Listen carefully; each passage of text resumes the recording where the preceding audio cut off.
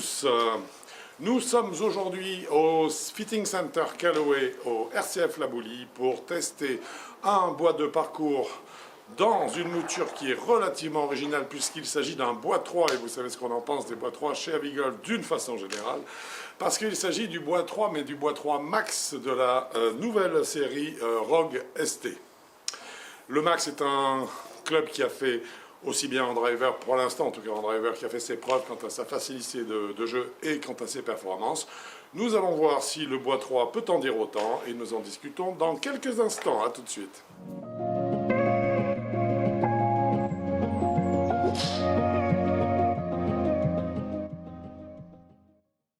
Le bois de parcours Rogue ST Max n'a donc plus aucun secret pour nous.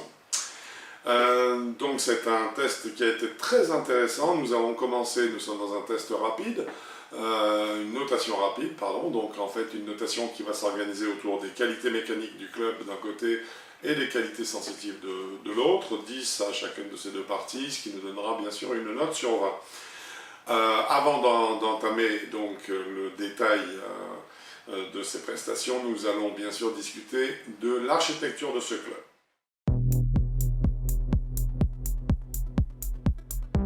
Pour commencer, il nous faut préciser que ce bois de parcours Rogue ST Max existe dans un nombre de lofts assez impressionnant puisque en fait le bois de parcours existe du bois 3 jusqu'au bois 11.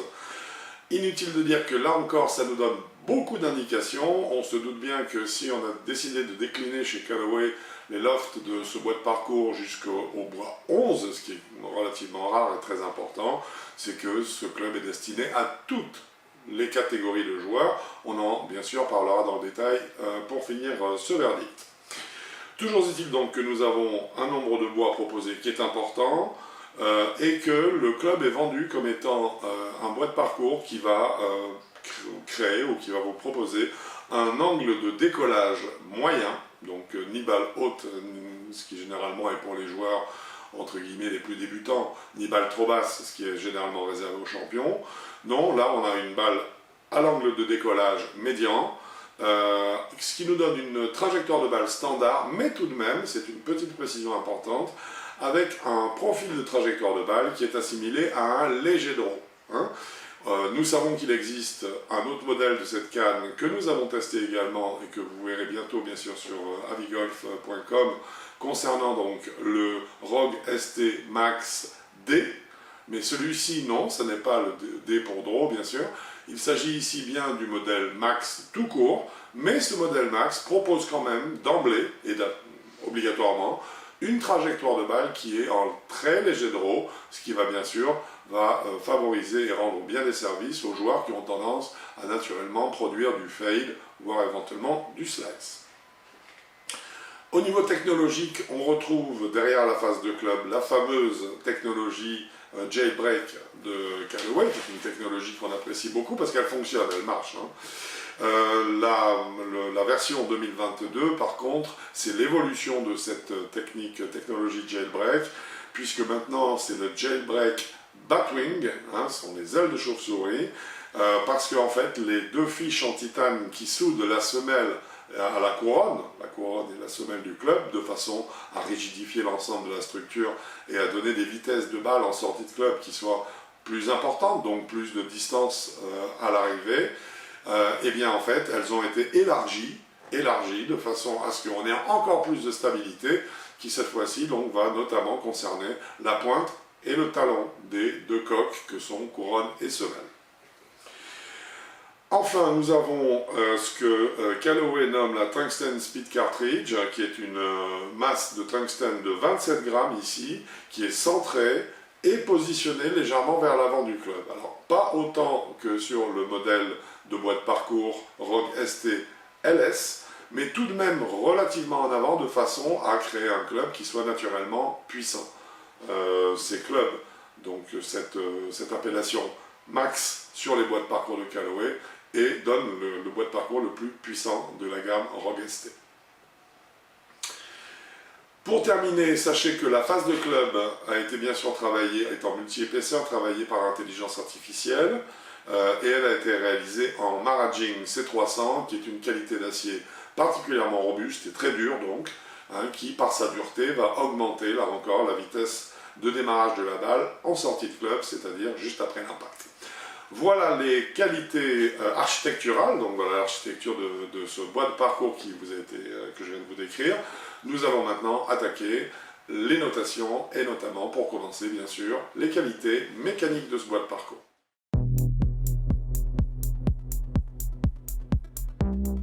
Nous avons bien sûr jugé tout d'abord de la qualité des matériaux employés par Callaway.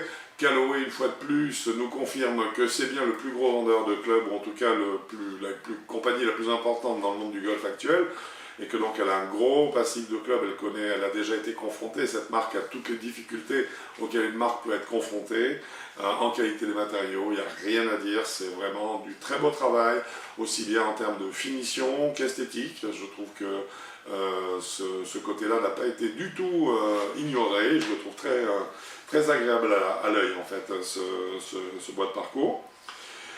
C'est un bois de parcours qui repose extraordinairement, il est totalement stable devant la balle, on se sent en confiance immédiatement, l'emplacement qui est proposé de la balle par rapport au pied est parfaitement juste pour un bois de parcours, quel que soit le numéro testé. Là, le test que nous avons réalisé a été fait avec un bois 3, en fait, lofté à 15 degrés, mais par contre, nous l'avons testé hors caméra avec d'autres lofts, et nous avons toujours apprécié en fait le positionnement de la balle par rapport au pied et la façon à laquelle le club reposait. Donc rien à dire au niveau statique.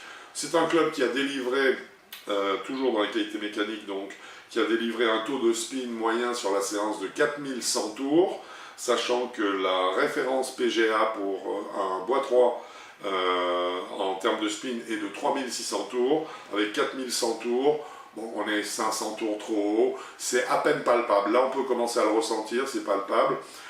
J'aurais tendance à dire que effectivement ces 500 c'est pas mal, c'est un petit peu plus que ce qu'il aurait fallu, mais quelque part on connaît la vocation du club, il s'appelle Max, donc ça veut dire qu'il doit être tolérant au maximum, et ça explique que le taux de spin soit légèrement supérieur pour gommer justement les effets latéraux et donc les trajectoires courbes, que ce soit à droite ou à gauche. Le moment d'inertie de la canne est parfait, c'est-à-dire que vraiment on peut percuter, faire des petites fautes de centrage sans que ça ne se ressente au niveau de la trajectoire de balle. Ça peut se ressentir un tout petit peu en termes de distance, mais ce sont quelques mètres que l'on va perdre seulement sur une balle qui est décentrée par rapport au sweet spot, donc au point de percussion idéal. Enfin, petite pierre dans le jardin de Callaway, comme d'habitude Callaway propose en stock option pléthore de shafts, donc là tous les golfeurs trouveront leur bonheur. Par contre au niveau des grips c'est toujours très pauvre, c'est une proposition, nous l'avons sanctionné. Au total de tous ces paramètres, la note que nous avons attribuée au titre des qualités mécaniques pour ce bois de parcours Rogue ST Max de Callaway est de 9,5 sur 10, rien que ça. Callaway met la barre assez haut d'entrée de jeu sur les qualités mécaniques. Si Callaway arrive à nous faire la même chose sur les qualités sensitives, ça va être une excellente note pour un club qui jusque-là ne nous a présenté aucune faute majeure.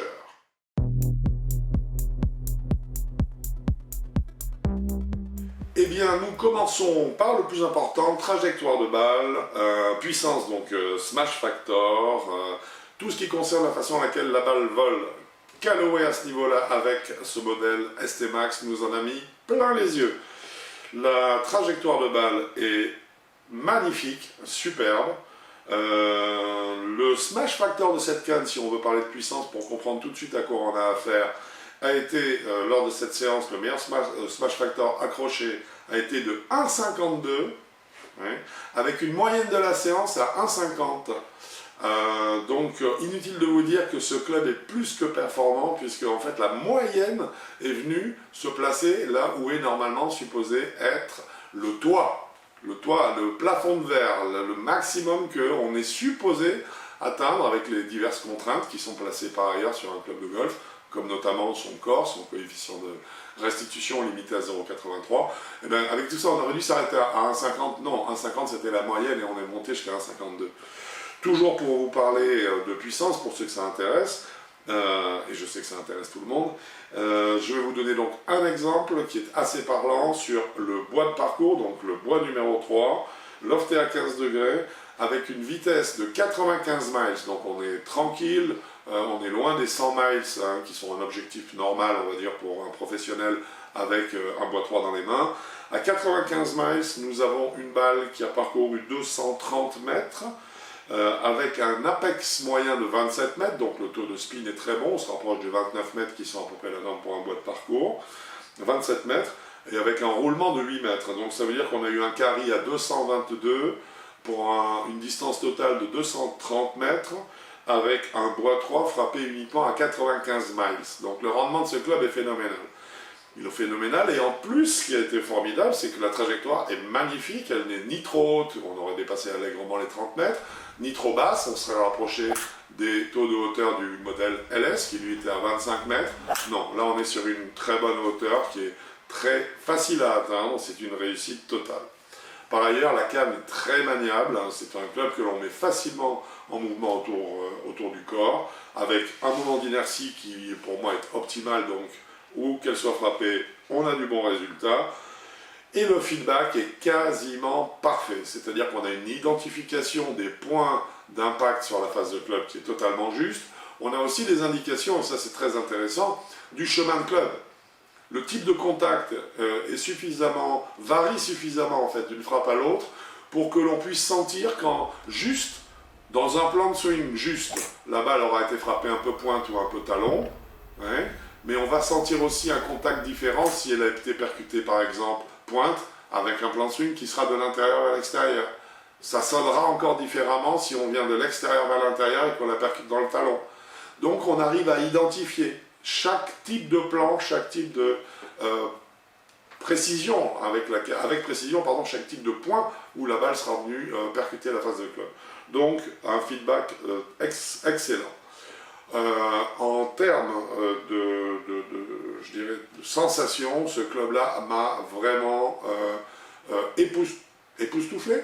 Hein, c'est-à-dire que j'ai vraiment trouvé à la fois de la capacité à l'accélérer très simplement, de la tolérance dans une proportion idéale, hein, c'est-à-dire on ne rend pas une balle qui a voulu être travaillée en léger draw, et ben on ne la rend pas toute droite. Non, le club est suffisamment juste. Par contre, un gros slice va se terminer en fade, un gros hook se terminera en draw, donc c'est tout bénef pour le joueur. Donc, au titre de ses qualités sensitives, eh bien, ce club aura cumulé une note de 8,5 points sur 10, ce qui va donner à ce Rogue ST Max de Callaway une note totale de 18 sur 20. Quand vous connaissez notre manque d'appétence chez Avigolf pour les bois de parcours, vous pouvez vous dire qu'avec 18 sur 20, c'est qu'on s'est vraiment fait plaisir, et en tout cas je me suis fait vraiment plaisir avec ce club, que j'ai trouvé exactement de la facilité de la performance que j'attends d'un bois de parcours aujourd'hui où je ne m'entraîne plus 8 heures par jour. La gamme de joueurs à laquelle ce club se destine, pour moi, est de 0 à 36. Donc c'est-à-dire qu'on va vraiment chercher large. 0, oui, parce qu'en fait tous les joueurs scratch jouent de plus en plus, je dirais, la sécurité et le golf pourcentage. Hein, donc la tolérance est devenue un paramètre dont on ne veut plus se passer même chez les professionnels. Et 36 parce qu'en fait je ne vois pas bien à 36 d'index quel va être l'autre bois de parcours qui sera meilleur que celui-là. Donc de toute façon pour les 36, allez-y aussi, c'est un club qui est à votre portée. Le prix de ce bois de parcours, donc Callaway Rogue ST Max, est de 349 €. Voilà, ce test est dorénavant terminé, j'espère qu'il vous aura plu. Nous nous retrouvons bientôt sur avigolf.com pour un autre test, pour de nouveaux clubs, et qui sait peut-être rapidement, en tout cas dans les semaines qui viennent certainement, des nouveaux clubs de la saison 2023 qui commencera dès la rentrée. J'espère vous croiser sur Avigolf ou sur un parcours de golf, et bien sûr, dans cette attente, bon golf à vous!